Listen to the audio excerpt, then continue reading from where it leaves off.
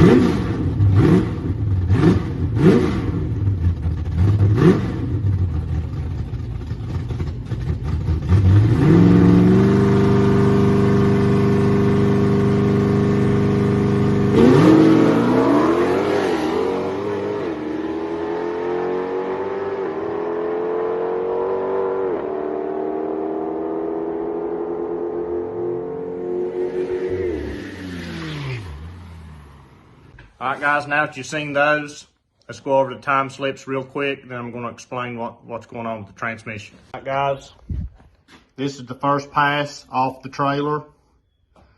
Got a new 60 foot. That's the best so far, 1050 flat pretty much. Mile an hour is down a little bit. Here's the next pass, 1056. Then pass after that, pretty much hot lapping, went down 10.6. Now these next slips is from last time I was at the track, time before that. The best was 10.53, then 10.56 again, mile an hour's higher on the quarter mile, then 10.58. See my eighth mile an hour is a lot higher. Sometimes your mile an hour will fluctuate depending on your air pressure, a lot of other things, and your 60 foot. All right, guys, now that you've seen those slips, we'll talk about the transmission. The transmission is on its way out. It is slipping. It's not huge, but it's starting to slip. Last time out, I noticed it at the track. Even driving it, I've noticed it. If a transmission's real cold, it'll hold. Sometimes, like one pass, two passes, maybe. It just depends. But it is getting worse. Around third gear, around mid RPM, high RPM, and third, it's starting to slip. The car will nosedive a little bit. Then once it hits fourth, it'll grab and pick back up. Used to pull on all the gears. I am pushing past the limit on a stock transmission. This is the second transmission in this car that's stock. The original one only lasted like 700 miles. It was a high mile transmission. This one had 11,000 miles on it when I bought it. I've put probably roughly 4,000 miles on it. And a lot of those miles has been wide open throttle passes, burnouts, and whatever, actually using it. Now, I see a lot of people ask the question, what's a stock transmission hold? The HP 70. What can it hold?